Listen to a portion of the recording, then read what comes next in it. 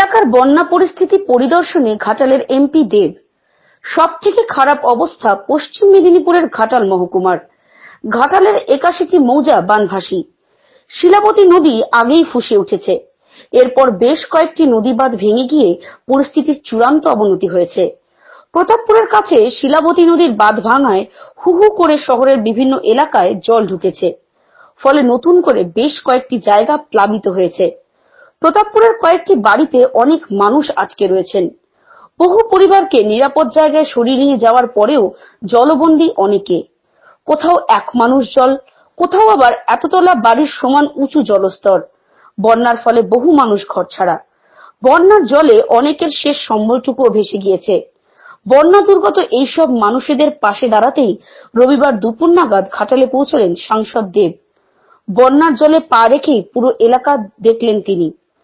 গত ৪০ থেকে ৫০ বছর ধরে ঘাটাল মাস্টার প্ল্যান নিয়ে আলোচনা হলেও বাস্তবে তা রূপায়িত হচ্ছে না।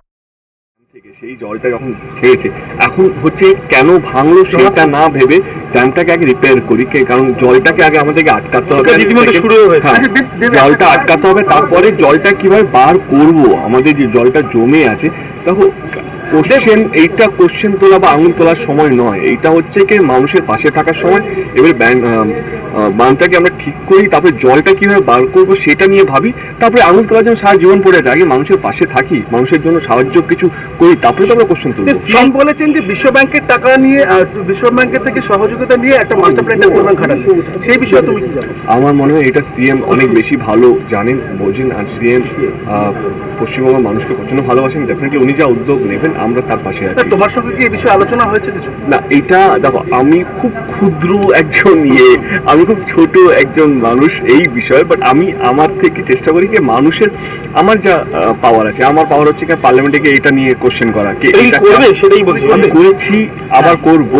যতদিন এমপি থাকবো, এমপি না থাকলেও এটা আমি প্রশ্ন করবো। এটা আমার রাজ্যের ব্যাপার, এটা আমার বা আমার জন্মস্থানের ব্যাপার, এটা আমাদের অধিকার। এই যে কোটি কোটি লোক, আমার এই ঘাটাল অঞ্চল 2,75,000 মানুষ যে এই যে বন্যা দিয়ে যে প্রভাবিত হয়েছে, তাদের কষ্টের ব্যাপার, এটা তো আমাদের কষ্টের ব্যাপার, এটা তোমার কষ্টের ব্যাপার। তোমার হাতে মাইক আছে, তুমিও চেষ্টা করছো আর এই বন্যা যেন আমি সামনে বসে না দেখতে পাই।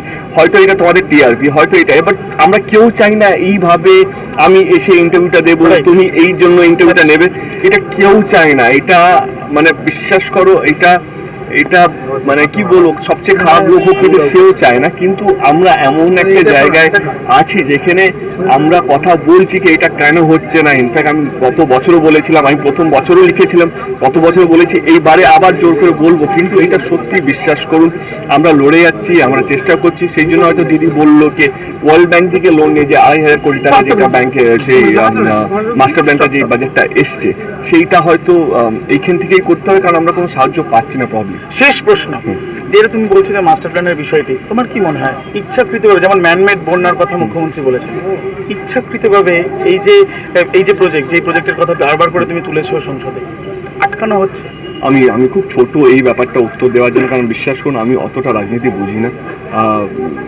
আমি শুধু এটুকু জানি কি মানুষের পাশে থাকতে হবে। কিভাবে আমরা এই মাস্টার প্ল্যানটাকে এক্সিকিউট করব, সেইটা ডেফিনেটলি সেন্টারের সাহায্য লাগবে। আমাদের স্টেট চেষ্টা করে যাচ্ছে বারে বার, গত 50 বছর ধরে আমরা চেষ্টা করছি, গত 7 বছর ধরে আমাদের গভর্নমেন্ট চেষ্টা করে যাচ্ছে।